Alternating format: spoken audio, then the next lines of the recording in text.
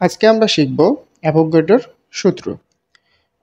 অনেকে এটাকে অ্যাভোগাড্রোর সূত্র না বলে অ্যাভোগাড্রোর হাইপোথিসিসও বলে থাকেন, কারণ এটা নিয়ে যথেষ্ট সন্দেহ আছে। তো উচ্চারণের সুবিধার্থে আমরা এটাকে সূত্র বলেই চালিয়ে দিই। আচ্ছা, তো খেয়াল করো, এখানে একটা রুমের মধ্যে তিনটি বেলুন আছে। একটা রুমের মধ্যে তিনটি বেলুন আছে। রুমের টেম্পারেচার এবং প্রেশার কনস্ট্যান্ট, অর্থাৎ আমরা ধরতে পারি যে তিনটা বেলুন আছে, তিনটে বেলুনেরই টেম্পারেচার এবং প্রেশার কনস্ট্যান্ট হবে। তো প্রথম বেলুনের আয়তন 1 লিটার, দ্বিতীয় বেলুনের আয়তন 1 লিটার এবং তৃতীয় বেলুনের আয়তনটা হচ্ছে আমার 2 লিটার। আর প্রথম বেলুনে আছে আমার হাইড্রোজেন গ্যাস, দ্বিতীয় বেলুনে নাইট্রোজেন গ্যাস এবং তৃতীয় বেলুনে আছে কার্বন ডাই অক্সাইড গ্যাস। তো তুমি কোনোভাবে হিসাব করে বের করলে যে প্রথম বেলুনে আছে 2 মোল, প্রথম বেলুনে আছে 2 মোল হাইড্রোজেন গ্যাস, 2 মোল হাইড্রোজেন গ্যাস।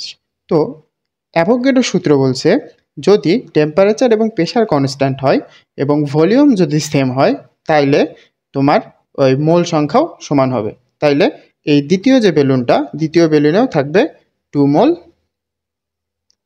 Nitrogen gas. অ্যাভোগাড্রোর সূত্র অনুযায়ী দ্বিতীয় বেলুনেও থাকবে 2 মোল নাইট্রোজেন গ্যাস, কারণ প্রথম বেলুন এবং দ্বিতীয় বেলুনের ভলিউম সমান। তাইলে 3 নম্বর বেলুনটা দেখো, 3 নম্বর বেলুনে আমার আছে কার্বন ডাই অক্সাইড গ্যাস এবং এর আয়তন হচ্ছে 2 লিটার। সো অ্যাভোগাড্রোর সূত্র অনুযায়ী আমরা বলতে পারি এই 1 লিটারে আছে 2 মোল কার্বন ডাই অক্সাইড গ্যাস, বাকি 1 লিটারে আছে আরও 2 মোল কার্বন ডাই অক্সাইড গ্যাস। তাইলে টোটালে আছে আমার 2 + 2 মানে 4 মোল কার্বন ডাই অক্সাইড গ্যাস। এটা অ্যাভোগাড্রোর সূত্র থেকে আমরা বলতে পারি। তাহলে আমরা যদি পুরো সূত্রটা বলার চেষ্টা করি, তাহলে দেখো অ্যাভোগাড্রোর সূত্র হচ্ছে টেম্পারেচার এবং প্রেশার যদি কনস্ট্যান্ট থাকে, তাইলে হচ্ছে আয়তন এবং মোল সংখ্যা পরস্পর সমানুপাতিক। যখন হচ্ছে টেম্পারেচার এবং প্রেশার হচ্ছে ধ্রুবক, অর্থাৎ যদি আয়তন বাড়ে তাইলে মোল সংখ্যা বাড়বে, আবার আয়তন কমলে মোল সংখ্যাও কমবে। তো আমরা একটু যদি ক্যালকুলেশন করি, তাহলে লিখতে পারি V = K/N বা V/N = K, তাই না?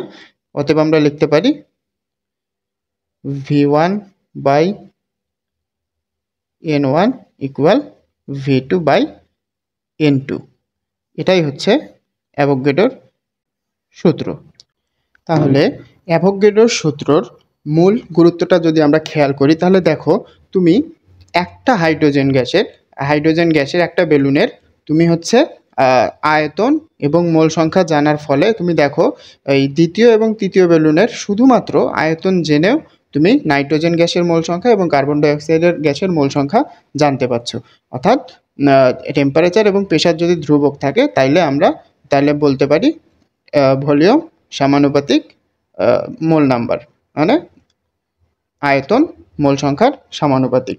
আচ্ছা, এটাই হচ্ছে আমার অ্যাভোগাড্রোর সূত্র।